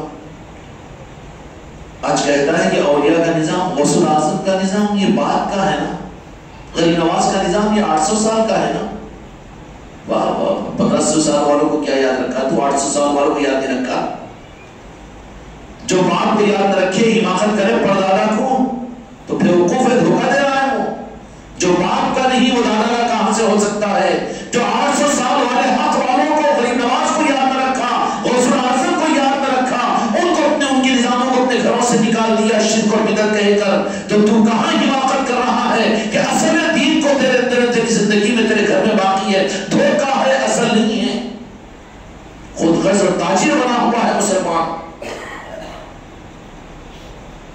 تجارت کا دین ہے مسلمانوں کے پاس میں، میرے آقا کا دین نہیں ہے، تجارت کا دین ہے. تو اسی شب معراج کے اندر میں رب العالمین نے یہ بات بتا دیا کہ میرے محبوب آپ کو میں نے دنیا میں مبعوث کیا تھا، آپ خاتم النبیین ہیں، امام الانبیاء ہیں، آپ کی عصمتیں یہ ہیں، آپ کی رفتیں یہ ہیں. لیکن اسی شب معراج کے اندر میں وہ نظام بھی سمجھا دیا کہ میرے محبوب فکر نہ کیجیے، میں تمہاری امت کی محبت کی بنیاد پر نبوت کو تو دنیا میں نہیں چالو رکھا، لیکن اس کے قائم مقام، اس کے بدل میں ولایت کو چالو رکھوں گا. نبیوں والے نظام سے نہیں، ولیوں والے نظام سے دین حفاظت ہوگی، حق دنیا میں ولیوں والے نظام سے پھیلے گا. اور ولیوں والا نظام جیبوں کے بھرنے پیٹوں کے بھرنے کا نظام نہیں، بلکہ بھوکوں کو کھلانا، ننگوں کو پہنانا، پیاسوں کو پلانا، بے سہارا کو سہارا دینا، بے کسوں کی دستگیری کرنا. امت کو کانٹ اور مسلک کو جماعتوں کے اندر تقسیم کرنا نہیں ہے. اولیاء کا نظام، ولیوں کا نظام ساری انسانیت کو ایک کرنا ہے اور ہر بے سہارے کو سہارا دینا ہے، ہر ایک کو گلے سے لگانا ہے. خانقاہ محمدی میں جھلک محسوس ہوتی ہے کہ نہیں ہوتی ہے؟ یہاں کوئی مسئلہ کو جماعت نہیں، پرایا بھی آ جائے تو اپنا کہتا ہے. جس کا جتنا دل صاف ہوگا اس کو یہاں پر اتنی محبت ملے گی. جو مکر اور منافقت کے ساتھ میں آئے گا اس خانقاہ کی چوکھٹ میں اس کو کچھ نہیں ملے گا. دنیا نظر نہیں آئے گی اگر پردہ اگر آ جائے آنکھوں پر، پھر یہاں پر مشرق نظر آئے گا، اس کو پردہ نکال کر آپ کا یہاں ایمان نظر آئے گا. اس خانقاہ کے اندر میں تیرے ہی دل کے اندر میں پردے ہیں اغراض کے، مفاد کے، اعناد کے، حسد کے، بغض کے، عداوت کے، تو یقینی بات ہے کہ تجھے یہاں پر بھی کچھ نہیں ملے گا. ارے یہاں پر کیا، مدینے کے شہر میں بھی ان کو کچھ نہیں ملتا، کعبۃ اللہ کے سجدوں میں انہیں کچھ نہیں ملتا. جن کے دل میں نفاق ہو تو خانقاہ محمدی کا کیا معاملہ، غوث و خواجہ کے آستانوں پر انہیں کچھ نہیں ملتا. صرف دنیا دار بن کر جاتے ہیں، دنیا لے کر آنے کی فکر رہتی ہے، وہاں کچھ نہیں ملتا تو یہاں کیا ملے گا. لیکن جو دل کی صفائی کے ساتھ میں آئے تو یہاں پر وہ خیراتیں ضرور ملے گی. تو دو جہاں کے مالک کو، میرے آقا کو مطمئن کرنے کے لیے رب العالمین نے کیا کیا کہ آپ کی فکر پر، آپ کی امت کے لیے آپ کے بعد میں ولایت کا نظام دیتا ہوں. ولایت کا نظام امت کو کہاں ملا؟ معراج میں عرش الہی پر ملا. یہ جاہل کہتے ہیں یہ خانقاہوں کا نظام، یہ بیت السلوک کا نظام، اولیاء کا نظام، یہ بعد کی ایجاد ہے، بعد کی ایجاد ہے، بعد کی. جاہل ہے تو روایت میں مشہور ہے، عبداللہ شاہ صاحب محدث لقب رحمۃ اللہ علیہ نے ان روایتوں کو نقل کیا ہے کہ جب حضرت جبرائیل علیہ السلام اس مقام پر پہنچ کر کہا کہ اے یا رسول اللہ صلی اللہ علیہ وسلم، اس کے آگے میں نہیں جا سکتا، آپ راہ سے اتر رہے ہیں، رفرف سواری پر سوار ہو رہے ہیں. دو جہاں کے مالک میرے آقا جیسے ہی راہ سے اتر کر رفرف سواری کے اوپر سوار ہو رہے ہیں اللہ کے حکم سے، تو فوراً وہاں پر میرے آقا نے دیکھا کہ ایک نوجوان، کڑیل نوجوان ہے جو اپنے کاندھے کو لے کر میرے آقا کی خدمت کے لیے کھڑا ہوا ہے. دو جہاں کے مالک میرے آقا پہچانتے تھے، بات نہیں امت کی تعلیمات کے لیے، کیونکہ بعد میں یہ چیز آتی تھی نا کہ یہ غوث و خواجہ، غوث و خواجہ، یہ غوث و خواجہ ہے، یہ شریعت کی ہے کہ دین کی بات ہے کہ اصل دین ہی وہاں سے چلا. شاخ کی پہچان جڑ سے ہوتی ہے، جڑی نہ ہو تو شاخ کہاں پر ہے. تو حضرت جبرائیل علیہ السلام جب ساتھ چھوڑ رہے ہیں تو ساتھ دینے والی میرے آقا کے نبوت کے نظام کی تکمیل کے بعد سہارا جو امت کو ملے گا وہ اولیاء کا ملے گا، غوث اعظم کا ملے گا، غریب نواز کا ملے گا. یہ واقعہ عرش کا ہے، معراج کا ہے. یہ کتنا بڑا جاہل ہے. پھر اولیاء کا نظام قرآن سے ثابت ہے کہ بول رہا ہے، سننے کے قابل نہیں ہوگا، نہیں تیرے سمجھ میں نہیں آتا، رہنا بازو کیوں، ذرا توجہ نہیں دینا اس بات کے اوپر. بیچارہ کیا کرے گا، اس کے بس کی بات نہیں ہے، وہ تو اس کے بس کی بات نہیں ہے، گمراہ ہو گیا ہے بیچارہ، بدعقیدہ ہے. دعا کر سکتے ہیں اس کے لیے. سہارا دیا. تو دو جہاں کے مالک میرے آقا نے اس نوجوان کی بہت تعریف کی جو اپنے کاندھے پر میرے آقا کے نارین پاک کا سہارا دیا. اولیاء کون ہوتے ہیں؟ اولیاء کون ہوتے ہیں؟ اولیاء کون ہوتے ہیں؟ اللہ تعالیٰ ان کی عظمتوں سے ہمارے قلوب کو منور فرمائے. جس دل میں اولیاء کی عظمت نہیں، پنجتن پاک کی عظمت نہیں آ سکتی، اور جس دل کے اندر میں پنجتن پاک کی عظمت نہیں ہے، خدا کی قسم میرے مصطفیٰ کی عظمت نہیں آ سکتی. دھوکہ ہے وہ، دھوکہ ہے وہ.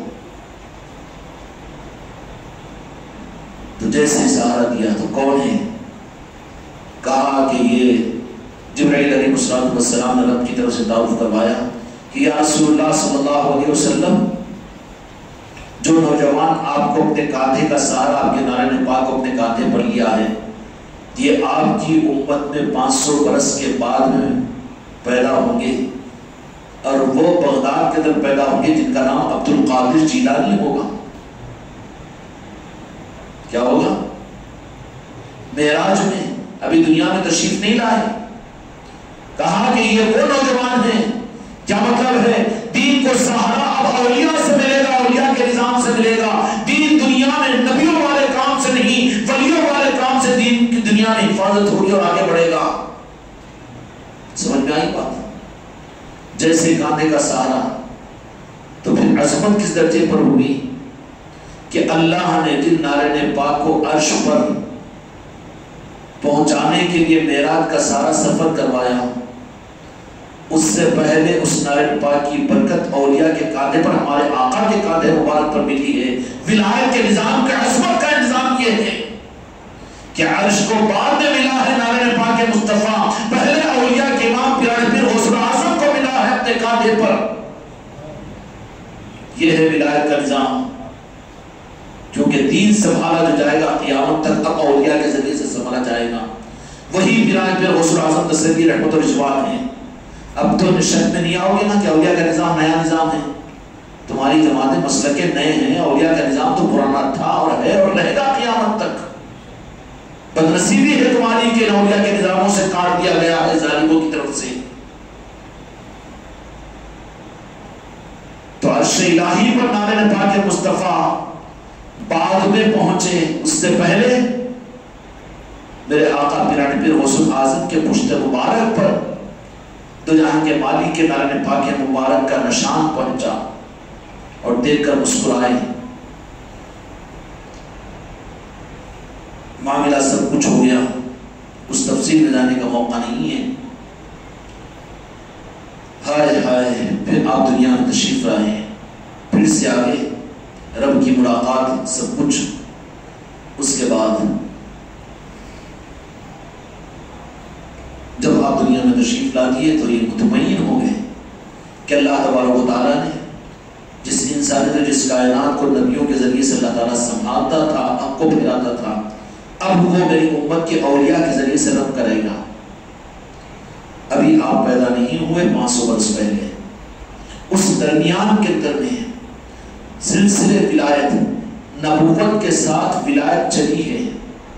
یہ نیا نظام نہیں ہے، جب سے نبی ہے تب سے ولایت کا نظام ہے۔ نبوت کا نظام، ولایت کا نظام ایک ساتھ چلا ہے۔ نبوت کے امام دو جہاں کے مالک میرے آقا محمد رسول اللہ صلی اللہ علیہ وسلم ہیں، اور ولایت کے امام مولا علی مشکل کشا علیہ السلام ہیں۔ کائنات کے بننے سے پہلے یہ دو امام کو اللہ تبارک و تعالیٰ نے وجود میں لایا، اس لیے میرے آقا نے فرمایا کہ میں اور علی ایک نور کے دو حصے ہیں، اور ایک نور کے دو حصے ہیں، اور ایک نور کے دو رنگ ہیں۔ ایک طرف میں ولایت ہے تو ایک طرف میں نبوت ہے۔ تو ولایت کا نظام نیا ہے، جو نیا کہنا اس کو کہنا تو نبوہ ہے۔ کیا کہنا؟ تو نبوہ ہے۔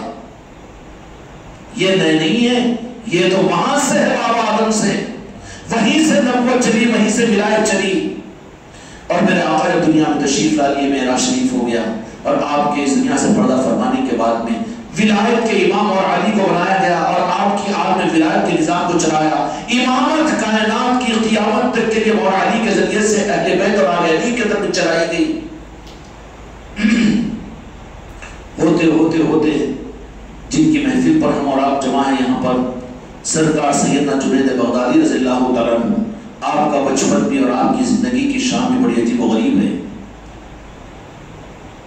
شہر نہروان کے اندر میں آپ کی پیدائش بھی بڑی عجیب و غریب، اور آپ جس گھر کے اندر میں تولد ہوئے ہیں، سر سکتی رضی اللہ تعالیٰ عنہ شیشے کا کاروبار کیا کرتے تھے آپ کے والد محترم۔ آپ کے مامو جان بھی بہت اس زمانے کے پائے تکمیل کے اولیاء میں سے تھے، اس لیے کہ اب نبوت کے بعد میں ولایت کی ذمہ داری ہے دنیا میں دین کو سنبھالنا۔ یہ جاگیرداروں، ٹھیکیدار، قبضے داروں کا نظام نہیں ہے کہ ہماری وجہ سے دین بچ رہا ہے۔ دین بچتا کہاں سے؟ تم تو اس کو کاٹ کر حصے بنا کر کھانے والے ہیں۔ تیرا مدرسہ میرا مدرسہ، تیری جماعت میری جماعت، دین کو کاٹ کر کھانے والے ہیں تو بچتا جو ہے وہ اولیاء کے نظاموں سے بچتا ہے اور بچے گا۔ حضرت سری سبتی رحمت الرضوان کے بھانجے حضرت سیدنا سرکار جنید بغدادی رضی اللہ عنہ 7-8 سال کی عمر ہے، آپ کے والد محترم اپنے ساتھ میں ان کے آئینہ سازی کی دکان تھی، اپنے بچے کو ساتھ میں لے جایا کرتے تھے، لیکن سرکار سیدنا جنید بغدادی رضی اللہ عنہ کا دل نہیں لگتا دکان پر۔ کیوں کہ جو جہاں کا ہے وہی چیز اس کو لگتی ہے، رہتا ہے مجبوری میں، لیکن دل اچھل اچھل کر تو جاتا ہے ادھر ہی۔ دکان پہ بھی ہے تو بے چین ہے، اس کو نہیں خانقاہ کا ٹائم ہو گیا بلکہ جانا پڑتا، اس کو پہچانا جاتا ہے نا، یا ہیلا بنا کے چلو آج نہیں گیا، آج آ گیا نا کل تو نہیں چاہتا ہوں، تو وہ چور پھوٹا ہے، وہ ہاں ڈوبنے مارنے والا ہے، وہ صحیح اٹینڈنس والا نہیں ہے۔ جو صحیح ہوگا وہ تو آج ہی کل کو آنے کا پلان بنا کر جائے گا، میسج کا انتظار نہیں کرے گا، میں بھول گیا تھا نہیں بولے گا، وہ موقع ملا تو آتا نہیں تو نہیں ہوتا، وہ نہیں سوچتا انہیں، اس کا ذوق خود بتائے گا کہ وہ کس طرف کا ہے۔ اس لیے بولا علماء کو سوچ لو ہم اپنے بارے میں، دل بولا تو آ رہے، دل لگی ہے، یہ مذاق ہے، اولیاء کے نظام کے ساتھ ہے، مسخرہ پن ہے، دھوکے بازی ہے، تم دھوکہ کھا رہے ہو، دل کے ساتھ میں ہو تو بات کچھ الگ رہتی ہے۔ دکان پر بیٹھے ہوئے ہیں حضرت سید سبتی رضی اللہ عنہ جو ماموں ہیں سرکار جنید بغدادی رضی اللہ عنہ کے، اپنے وقت کے کامل اولیاء، بڑے عالم دین بھی، علم والے بھی، اور ولایت کے اعلیٰ درجے پر تشریف لائے۔ دیکھا کہ سرکار جنید بغدادی رضی اللہ عنہ آئینے کی دکان پر بیٹھے ہوئے ہیں، انتظار کرتے بیٹھے، کہا کہ بیٹا کیا آئینے بیچ رہے، کیا صورت دکھتی ہے اس کے اندر میں؟ معرفت کی باتیں شروع ہو گئی، تو پھر دکھتی تو ہے لیکن پیچھے کیا دکھتا ہے وہ ہوتا ہے، باتیں کرنی شروع کی۔ اتنے میں حضرت سید سبتی رضی اللہ عنہ کے بہن بھائی آگے، حضرت سرکار جنید بغدادی رضی اللہ عنہ کے والد محترم، کہا کہ بھائی جان نہیں کہے، اس وقت میں کیا کہتے تھے اس وقت میں اپنی زبان میں کہہ رہا ہوں کہ ان کو یہاں پر کہاں بٹھایا، تو کیا کروں، اکلوتا بیٹا ہے، دکان پہ نہ بٹھاؤ تو کہا یہ اس کے قابل نہیں، اس کے لیے پیدا نہیں کیا اللہ تعالیٰ، کہیں کے لیے پیدا کیا، اس کا میدان تو الگ ہے، ایسا کرو کہ اس بچے کو، میرے بھانجے کو میرے حوالے کر دو، تو بولے کہ میرے ہاتھ پر کھایا ہے تو میرا ہاتھ کا ڈنڈا یہ بنے گا نا، اب تو یہ ہنڈا ڈنڈا بنانے کی چکر میں اولاد کو، اس کو توفیق نہیں ہوتی، جا خانقاہ کو، جا اللہ والوں کی چوکھٹ پر، جا تعلیمات حاصل کر، جو نہیں کہیں کو جاتا، اسکول کو تو جا ٹیوشن کو، مگر خانقاہ کو کیوں جاتا؟ ہنڈا ہے، انڈے کھانے والا ہنڈا ہے، پھر وہی انڈے کھلاتا کہ وہ پھٹا بڑا ہونے کا ڈنڈے ہی دیتا، کھٹ دیتا کہ نہیں دیتا؟ نہ کوئی تم بھی کیوں جا رہے خانقاہ کو، تم بھی کیوں کرتے غریب نواز کی مجلس، اور تم بھی کیوں یہ کرتے، تم بھی وہ کیوں کرتے؟ ڈنڈے دیتا، حصول تیرا ہے نا، اولاد کی تربیت ویسی کیا۔ سرکار جنید بغدادی رضی اللہ عنہ کو دیکھ کر کہا کہ ان کو ہم کو دے دو، ان کا دل تو اس میں نہیں لگتا، اور میں بھی کوئی محسوس کرتا ہوں، میرے دکان میں بیٹھا تو زبردست سے ہر چیز کو ٹوکتے رہنا پڑتا۔ تو جن بچوں کے اندر میں اولیاء کے، جن بچوں پر نظریں ہوتی ہیں، اگر تم خانقاہ محمدی کے اندر میں چل رہے ہو تو بزرگوں کی نظریں ہو سکتا ہے تمہاری اولادوں پر پڑے اور وہ باکمال بنیں گے معاملات کے اندر میں، مگر شرط یہ ہے میری اولاد نہیں، یہ کہو کہ غریب نواز یہ آپ کی امانت ہے، آپ کے حوالے کرتا ہوں، میرا بیٹا میرا بیٹا میرا بیٹا میرا بیٹا تو تیرا بیٹا رہتا، وہ سڑ کے کریلا بن جاتا، کڑوا کیا ہوتا؟ تم کیا کرے تھی؟ میرے بولو تو گاڑی دلا، تم دلائے کہ میرے کو بولتا ہوں، کریلا بن گیا نا، بنایا تو میرا بیٹا بیٹا وہ تو دیتا ڈنڈا۔ اس لیے کیا کرو، غریب نواز کے اگر تم نام لیوا ہو تو کہہ دو سرکار میں تو آپ کا غلام ہوں، میری اولاد آپ کے حوالے، آپ سنبھالیے، پھر ویسی تربیتیں ہوں گی، ان کی نظریں پڑے گی، ان کی تربیت پھر باپ کو کرنا نہیں پڑے گا، پیر کو کرنا نہیں پڑے گا، بلکہ وہ اولیاء اپنی نگاہ سے ان کی تربیتیں کریں گے، ایسے جواہر تم کو اپنی اولادوں کے اندر میں نظر آئیں گے کہ پھر تم خود بھی تو تعجب کرو گے نا، مگر اپنے پوٹے کو حوالے کرنے کو تیار نہیں، دارالعلوم کو بھیج دیتا، پڑھنے کو حیدرآباد بھیج دیتا، اس کے اندر امریکہ آسٹریلیا کو بھیج دیتا، پڑھنے کو ہر جگہ بھیج دیتا، دارالعلوم میں جماعت میں بھیج دیتا، لیکن اولیاء کی نسبتوں کے لیے اولیاء کے پاس بھیجنے کو نکو، کیوں؟ اس کا ماموں نہیں مانتا کرتے، تو ماموں پیدا کرا کہ تو پیدا کرا، تیرے بیٹے پر ماموں کا حق کیسا نہیں مانتا؟ تیری اولاد ہے تو تو کیسا مان رہا ہے اس کا باپ ہو کر اولاد کی؟ نہیں نہیں مانتا نا جی. تو کیا میں بھی دیکھ رہا ہوں بولے کہ اس کا معاملہ تو اسی طرح اب دکان پہ بیٹھتا اگر کوئی آ گئے بچپن سے رہتے ہیں وہ صفات اولیاء کی نظر جب ہوتی ہے سنبھالے جاتے ہیں تربیت کی جاتی ہے. کیا کرتا مثال کے طور پر اپنے زمانے میں مثال دے رہا ہوں ہے 7 روپے کا آئینہ اگر کوئی اگر کہے کہ 5 روپے میرے پاس میں ہیں اور 5 سے زیادہ میرے پاس میں نہیں ہے 5 روپے میں دے دو تو 5 روپے میں بھی دے دیتا اور پھر 1 روپیہ اور بھی دے دیتا کہ جاؤ خرچ بھی کر لو. ایسا دکان اندر کر دے رہا بولے دکان اندر ہوتی ہے اسی کے ہاتھ پر باہر نکلتی ہے اسی کے ہاتھ پر باہر نکلتی ہے. کیوں کہ نوازنے والوں کا نور نظر بن چکا ہوتا ہے وہ. اب اس سے یہ امید مت رکھو کہ وہ تم کو اندر کرے گا بلکہ وہ تم کو نہیں تمہاری نسلوں کو باہر کرے گا وہ ان کی نگاہوں کو لے گا وہ. مگر یہ ہوتا ہے کب پیر بن کے ہماری اولاد غریب نواز سنبھالے کے نہیں ہوتا. وہاں پر تو دل سے ان کے حوالے کرنا پڑتا ہے کہ میری نہیں ہے یا غریب نواز میں تمہارا ہوں تو میری اولاد تمہارے حوالے. نتیجہ یہ نکلا کہ ہاں وہ بات تو اسی چھے ہو گئے تو دے دو نا بھائی جان مجھے. حضرت سیدی سختی رضی اللہ عنہ بھی موقع دے کر کینڈیڈیٹ کو وصول کرنے کے لیے مدرسے والے کو نہیں ہے 2 بچوں کو 2 4 بچے دو اچھا کئی بولے دیتی اب تک تم کو تمہارے بچے تو انگلش میڈیم میں پڑھے اور ہمارے بچوں کے پیچھے تم کیوں پڑھے کیوں تمہارے بچے نہیں تو مدرسے کی گنتی پوری نہیں ہوتی چندے کہاں ملتے ہم کو غرض تمہاری چندہ تمہارا گھر تمہارا چلنا بچے ہمارے اور تمہارے بچے کانوینٹ میں پڑھ رہے نہیں محمد اسکول میں پڑھ رہے شاہی صاحب کے پاس میں نہیں. پھر ہمارے بچے کیوں ہمارے بچے بولنے کو یتیموں غریبوں کے بچے ہیں ان کو دو بھیک مانگ کے لے کر آنے کو بچوں کے نام پر امت کے نام پر دکان چلانے کو یہ چھوٹا نہ نہیں. ہاں تو کہا کہ دے دو ہمارے بھانجے کو ہمارے حوالے کر دو تو بولے کہ ٹھیک ہے. اس وقت کے حالات بھی ایسے ہوئے کہ سرکار سیدنا جنید بغدادی رضی اللہ عنہ اپنے مامو جان کے پاس میں جا کر رہنا شروع کیے اور حضرت سیدی سختی رضی اللہ عنہ نے پریشانی کے نور کو دیکھ کر پہچان گیا کہ محنت اس پر کرو. زرخ زمین پر کریں گے نا جی کوئی بھی محنت وہ بیٹا بیوقوف ہے ایک مانو میں گوڑ ہے وہ بنجر زمین پر محنت کر کے پوری عمر گزارتی ہے اور کچھ بھی نہیں اس کے بجائے زرخ زمین ہے تو دیکھے گا عقل مند پیر بھی ہے تو زرخ زمین پر محنت کرے گا وہ. ہاں تو حضرت سیدی سختی رضی اللہ عنہ بزرگان دین دیکھ لیتے نظروں میں کون ہے کام باقی مریضوں کو سب کو نبھاتے کھاؤ پیو مسافر کرو قدموں سے کرو چلے جاؤ وہاں مگر نظروں میں نہیں لیتے.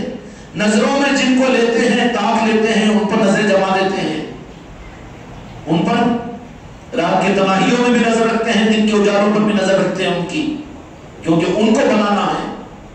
حضرت سیدی سختی رضی اللہ عنہ کی خدمت میں سرکار جنید بغدادی رضی اللہ عنہ رہنا شروع کیے. وہیں پر خوب تعلیمات خوب علم بھی عمل بھی طریقت بھی روحانیت بھی. آخر کار 7 سال کی عمر میں حضرت سیدی سختی رضی اللہ عنہ حج کا ارادہ کیا تو کہا کہ اپنے ساتھ اپنے بھانجے کو بھانجا کی وہی تھی اپنے ساتھ میں بھی لے جاتا ہوں بھائی جن سے اجازت لے لی اور لے جاؤ تمہارا چھوڑ دینا انہیں خانقاہ کا چھوڑ دیا انہیں غنیمت سمجھ قبرستان کا نہیں ہوا نا اچھا ہے نا نہیں تو لفنڈروں کے ہاتھ میں نہیں گیا نا باقی پلوں کے نہیں تو گانجے مارنے والوں کے ادھر ہے تو غنیمت ہے نا کم از کم باپ تو بولے گا انہیں منہ بھر کے نہیں تو پھر ادھر گیا تو ارے بھٹے ہوتا ہاں ہسونا کو سوچو اپنی اولادوں کے بارے میں بھی جڑو نظاموں کے اندر میں کیا جی فیروز خان صاحب ہاں اپنے گھروں میں محفلیں رکھاؤ ذکر کے نظاموں میں رہو. نتیجہ یہ نکلا کہ حج جب تشریف لے گئے تو حضرت سیدی سختی رضی اللہ عنہ کے ساتھ حج ہوا. وہاں پر کچھ حرم کعبہ کے اندر میں بڑے بڑے علماء پورے عالم اسلام کے بیٹھے ہوئے تھے. کوئی مسئلہ سامنے ایسا آ گیا تو سب نے کہا کہ اس مسئلے پر کس کی کیا رائے کس کے سارے علماء بڑے بڑے علم والے پورے دنیا کے مسئلے کو حل نہیں کر سک رہے. حضرت سیدی سختی رضی اللہ عنہ کے ساتھ میں میرے سرکار جنید بغدادی رضی اللہ عنہ بیٹھے ہوئے 7 سال کی عمر میں بازو بیٹھنا بادب ہوتے کبھی سامنے نہیں آتے. ابھی نے اچھک اچھک کے سامنے آ کر بدرناک ہے انہیں نہیں ادب والے کیا ہوتے پہچان دیتے اپنی پیچھے رہتے ہیں. تو اب سارے علماء پریشان اس مسئلے کے اندر میں حرم میں مکہ مکرمہ کے اندر میں تو کوئی مسئلے کے اوپر بات سامنے آئی تو کوئی مسئلے کا حل نہیں نکل رہا. تو حضرت سید صدیق رضی اللہ عنہ نے حضرت جنید بغدادی رضی اللہ عنہ کی طرف میں دیکھا 7 سال کی عمر ہے. تو بولے کہ سرکار اگر اجازت ہو تو میں اس مسئلے کے بارے میں کوئی رائے رکھوں. تو مسکرائے اور کہا کہ رکھ سکتے ہیں تم، کیونکہ جانتے تھے ہیرے کو ہیرا پہچانتا ہے نا، ولیرا ولیشنا کہا کیا. تو حضرت جنید سرکار جنید بغدادی رضی اللہ عنہ 70 سال کی عمر میں نہیں 7 سال کی عمر میں اس مسئلے کو سامنے اس نے اپنی رائے کو رکھا. تو علماء عرب سارے کے سارے دانت میں انگلی پکڑ لیے اور کہا کہ ہم سب یہاں پر فیل ہوئے، یہ کون ہے؟ سب ہاتھوں کو بھروسہ دینا شروع کیے. یہ ہے سرکار جنید بغدادی رضی اللہ عنہ کی ذات جن کی مجلس ہے آج. سرکار جنید بغدادی رضی اللہ عنہ پھر تشریف لائے اور لانے کے بعد میں قدرت کو منظور اپنے نبی کی نیابت کا کام لینا مقصود تھا.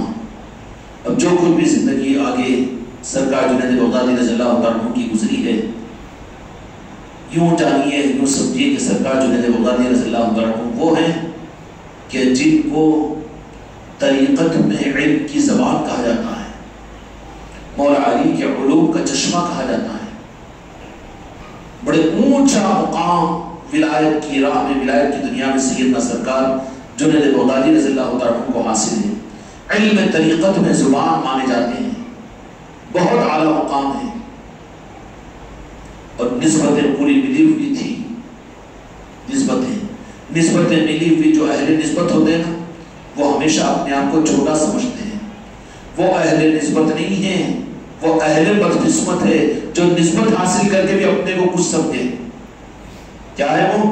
اہل بدقسمت ہے. وہ اہل نسبت نہیں ہے. ہم بھی خلیفہ، ہم بھی مرید، ہم بھی پیر نہیں ہے. تو اہل بدقسمت ہے، اہل نسبت نہیں ہے. سرکار جنید بغدادی رضی اللہ عنہ بغداد شریف کی جامع مسجد میں وہاں کی خطابت و امامت اور سارے انسانوں کا نور نظر بنے ہوئے ہیں. ایک مرتبہ جمعہ کے درمیان خطبہ دے رہے ہیں. خطبے کے درمیان میں عالم رویہ کے اندر میں پہنچ گئے ہیں. عالم بالا کے سیر میں ہوتے ہیں اولیاء اکرام، بیٹھے بیٹھے وہ سیر بھی کرتے ہیں. خطبے کے ممبر پر بیٹھے ہوئے ہیں کہ بغداد کے لوگوں نے دیکھا، جمعہ کی نماز کے پڑھنے والوں نے، کہ سرکار جنید بغدادی رضی اللہ عنہ نے اپنی گردن کو یوں جھکایا تو گھٹنوں تک لگی، پھر اٹھایا، پھر جھکایا، پھر اٹھایا، 3 مرتبہ کیا. لوگ جمعہ کی نماز کے بعد میں سوال کیے کیا آپ نے حرکت خطبے کے اندر کیوں کی؟ خیر کے زمانے کے لوگ تھے. تو کہا کہ اس وقت میں ہم نے دیکھا کہ حضور پیران پیر غوث الاعظم دستگیر رحمت الرضوان جو ہمارے بعد میں 200-250 برس میں پیدا ہونے والے ہیں، بعد میں اللہ تبارک و تعالیٰ نے مقام غوثیت کا وہ مقام عطا فرمایا کہ ہر ولی کے کاندھے پر ان کا قدم ہوگا. جب یہ بات میرے سامنے رب کی طرف سے آئی تو میں نے اپنے کاندھوں کو حضور پیران پیر غوث الاعظم کے احترام اور اکرام میں اپنی گردن کو جھکا دیا. یہاں جینئر سونئر نہیں ہے. یہاں پر میں پیر، تو خلیفہ، انہیں مرید، یہ نہیں ہے. یہاں پر یہاں تو پیا جس کو چاہے سواگت کہلائے. سرکار جنید بغدادی رضی اللہ عنہ نے ممبر بغداد شریف پر 223 سال پہلے اپنی گردن کو جھکا کر اس بات کا اظہار کیا کہ پیران پیر کے قدموں کو میں نے اپنے گردن پر قبول کیا. تو 200 ظاہری طور پر بعد میں آنے والے چھوٹے ہوتے ہیں، لیکن یہ بڑوں کی بات ہوتی ہے. ان کے بعد چھوٹے بڑے مرتبے اور مقام کے اعتبار سے ہوتے ہیں. نہیں تو انہیں تو مرید ہے، انہیں تو خلیفہ ہے، انہیں تو پیر ہے، ارے انہیں تو پیر ہے، انہیں تو مرید ہے. نہیں، یہاں پر یہ چیز نہیں ہوتی. یہاں پر تو مرتبہ مقام کے اوپر سارا معاملہ ہوتا ہے. سرکار جنید بغدادی رضی اللہ تعالیٰ عنہ نے پھر ممبر بغداد شریف سے پھر حضور پیران پیر غوث الاعظم کی عظمتوں کو بیان کیا. آپ مستقل اس کے اوپر مجلسیں کرتے تھے کہ 223 سال کے بعد ایک شہزادہ پیدا ہوگا، امام حسن علیہ السلام کی اولاد میں جن کا نام عبد القادر ہوگا. وہ جیلان میں پیدا ہوں گے، بغداد میں رہیں گے. ان کی عظمت ہوگی کہ ہر ولی کے کاندھے پر ان کا قدم ہوگا. تعارف فرما دیا اہل بغداد کے اندر میں. جو اہل بغداد انتظار کرتے رہے 200-250 سال کے درمیان میں بھی جب حضور پیران پیر غوث الاعظم کو اللہ تبارک و تعالیٰ نے ظاہر کیا تو پھر آپ کو محی الدین بنایا کہ دین کو زندہ کرنے والے اولیاء ہوتے ہیں. سلاسل ہوتے ہیں. دین جو زندہ ہوتا ہے نبیوں والے کام سے نہیں، ولیوں والے کام سے. نبیوں والا کام کیوں دھوکہ دیا جا رہا ہے حکومت کو؟ کلکٹر کا کام کلکٹر کرتا ہے، چپراسی کا کام چپراسی کرتا ہے. چپراسی یہ حماقت کر لے کہ میں کلکٹر کا کام کروں گا تو حماقت ہوگی نا، اس کی بے عصمتی ہوگی نا. نبی نبوت والا کام کرتا ہے. ہم ولیوں کی غلامی کر سکتے ہیں، ولیوں کا نام لے سکتے ہیں، اولیاء کا نام لگوایا جا سکتا ہے. اس لیے میرے بچوں، اللہ تبارک و تعالیٰ مجھ کو اور آپ کو سرکار جنید بغدادی رضی اللہ عنہ کے در کی خیرات بھی عطا فرمائے. بڑی عصمت رہی سرکار جنید بغدادی رضی اللہ عنہ کی. اب کرامتیں تو ہم زیادہ نہیں بولتے، اس لیے کہ کرامتوں کی ضرورت، سب سے بڑی کرامت کہ اللہ کے دوست ہیں وہ. اور آج بھی سرکار جنید بغدادی رضی اللہ عنہ کو یہ تصرف حاصل ہے کہ غوث الاعظم اور غریب نواز ان کو اپنے سلاسل میں جب تعلیمات کی ضرورت پڑتی ہے تو جنید بغدادی رضی اللہ عنہ کے حوالے کرتے ہیں سلسلوں. یہ مقام ہے سرکار جنید بغدادی رضی اللہ عنہ. اور آج بھی سرکار جنید بغدادی رضی اللہ عنہ کی تعلیمات کی خانقاہ کا ایک نظام مستقل چلتا ہے روحانیت کے میدان میں. اپنے وقت کے اولیاء روحانی طور پر، جسمانی طور پر حضرت جنید بغدادی رضی اللہ عنہ کی محفلوں میں شریک ہوتے ہیں. اور سرکار جنید بغدادی رضی اللہ عنہ کی وہ جو اولیاء کی جو تعلیمات کی مجلسیں ہوتی ہیں، ان تعلیمات کی مجلسوں میں حضرت خضر علیہ السلام بھی تشریف لاتے ہیں، انبیاء بھی تشریف لاتے ہیں. اللہ تبارک و تعالیٰ اس عظیم ولی کی محبت ہم کو آپ عطا فرمائے. اس لیے وہ دل ویران ہے، قبرستان ہے جس میں اولیاء کی محبت نہ ہو. اللہ تعالیٰ اپنے اولیاء کی محبت مجھ کو آپ عطا فرمائے. بحق لا